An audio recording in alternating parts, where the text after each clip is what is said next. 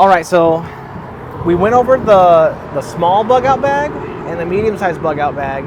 Now we're going to be going into more of the rucksack territory of a bug out bag or survival kits, however you want to think of it. As you guys are observing, we're really only adding on things to help us sustain our operations, like in the field or during a camping trip or a prolonged, like a month-long hunting trip or something like that. Like, these loadouts are not going to be for like combat environment. Just letting y'all know. This is for just like what he said, camping, going hiking somewhere, or just camping, backpacking, you know? Yeah.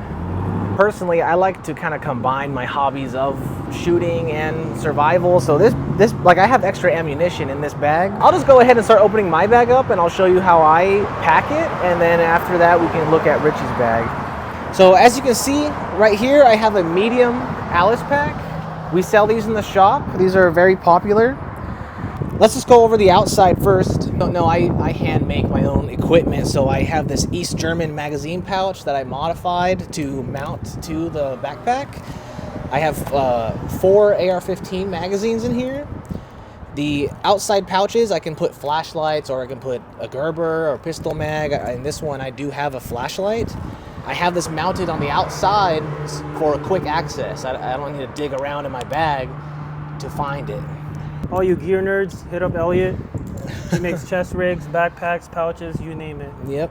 Let's see, in this outside pocket, I have some other just small pieces of equipment that I don't want to lose inside of my bag. I have a elbow flashlight, sewing kit, rifle cleaning kit, knife sharpener, more stuff for cleaning. We call these Mickey Mouse cloths in the Marine Corps. I don't know why. So you can break down your rifle and not lose your stuff. These outside pockets mostly have my field stripped MREs. I have 2 MREs in you can put 2 field stripped MREs per pocket. What you can do is grab your important stuff, get some electrical tape, and just tape it all up into a nice little compact package. And it's a lot easier to pack them.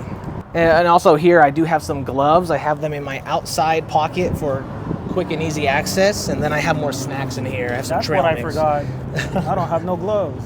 My hands are gonna get skinned in the woods. Yeah, and then on the other side I have a 2-quart canteen. So you need to carry a lot of water on you when you're out in the field, or you're going to pass out and get got. I think the Alice packs are really cool is because these outside pockets, they're not completely sewn down like on the top and bottom, so you can feed stuff underneath them. You can feed these machetes underneath them, and you can also put a pickaxe there. We live in Texas. I don't know if any of you guys know what trying to dig a hole in Texas is like. It's like the dirt is like 50% rocks, so you need a good pickaxe to dig a hole. Okay, let's open the bag up. So underneath, I have my sleeping mat. Main reason for this is actually to insulate your body from the earth, because the earth is gonna suck out your heat when you're laying on the ground.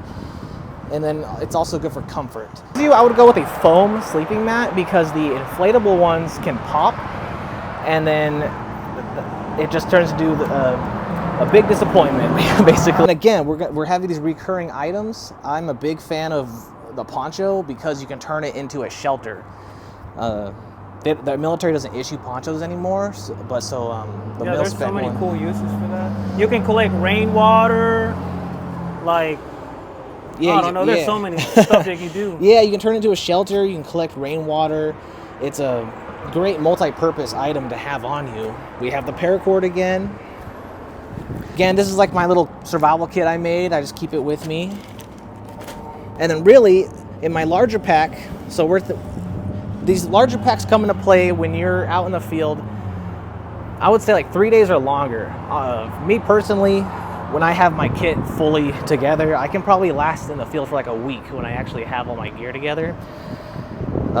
This bag, as it is right now, it's a more of like a 3-day bag. But right here, I have a spare set of uniforms, pants and top. Are those yours? Yeah. Nice. Hoorah! Yeah. Come on, bro. when you're going to go out in the field with what you're wearing, and you're not really going to change your outer uniform too often. Like, you're going to wait like 2 or 3 days before you change your outer uniform. In that smaller bag, we have 1 skivvy roll. I now have 2 skivvy roll. Honestly, there's space in here for me to put 3 skivvy rolls, which is just a change of clothes. If you guys don't know, it's the clothes you would wear underneath your combat uniform. Like, it's like a PT outfit, basically. I'm talking to my brother. He's in the Army. I don't think they really do skivvy rolls. Do you do skivvy rolls? I used to do it. Oh, okay. Yeah. Yeah, we were actually taught to do this in the Marine Corps. I guess you can if you want, if you're a soldier. But again, yeah, the whole point of these is this is the fabric that is directly on your skin. It's going to be collecting bacteria, sweat, dirt. You don't want that to be on your body very long to avoid infections and rashes and stuff. So you need to change that very first layer of clothing when you get the opportunity. And then basically, this is kind of like my cooking set right here. Richie here, he actually made me this little pouch. I have my little grill. If I catch like a trout or like a rat. Yeah, a rat or freaking bird or something, I can cook it up on this grill. And I have a folding stove in here. These are storm matches. I kind of showed you guys some of these earlier. Extra fuel tablets from my stove. This is a German mess kit. The reason I like German, or really all of Europe, they copied Germany, so any European mess kit is basically the same thing. The reason I like these is because they can double as a pot. You can boil water in them. If you start running low, you can go to like a local creek or a pond, boil water. These are also cool because how the actual European militaries used these is you can set them up. You know, you're a soldier in a chow line, you can just hold all your stuff out like this. Yeah, someone can serve you up, you know, like your rice, your freaking squirrel you caught, you know, like you can just, you know, imagine like 20 guys all just put their bowls out and someone can serve them up real quick. That's why I like these a lot. I didn't even know it did that. And then the very last thing I have in here, this is a Czech military sleeping bag. We sell these in the shop. These are really cool. It's basically equivalent to a U.S. military summer sleeping bag. These are cool because I like how they have a little pocket on the front. You can put like your snacks and start snacking on something at night, you know? Yeah. Or just make sure the bears don't smell it. Yeah. These are really cool because the inside is neon orange. So you can use this as an aerial signal panel. You know, this is like, I like a lot of multi-purpose items in my gear, you know? Imagine like you're hiking, you break your leg, and you're screwed. You know, you can just grab your gear and just wait for like a helicopter in the distance and start, you know, flailing this around, saying, "Hey, save me!" Damn it, I broke my leg. Yeah, help me. That's why I like this. You better hope the helo can see you. Yeah, this is also a military surplus item. Military surplus is significantly more affordable for people than buying something brand new from a manufacturer. This is made with Thinsulate. Yeah, so like it's $45. So compared to like a $100 or $200 brand new sleeping bag, you know, this is a deal. Right. Like he was saying, like surplus stuff is like significantly, you know, more affordable.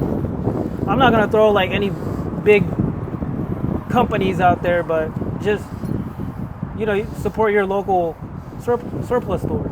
You know, we got a lot of cool stuff. Like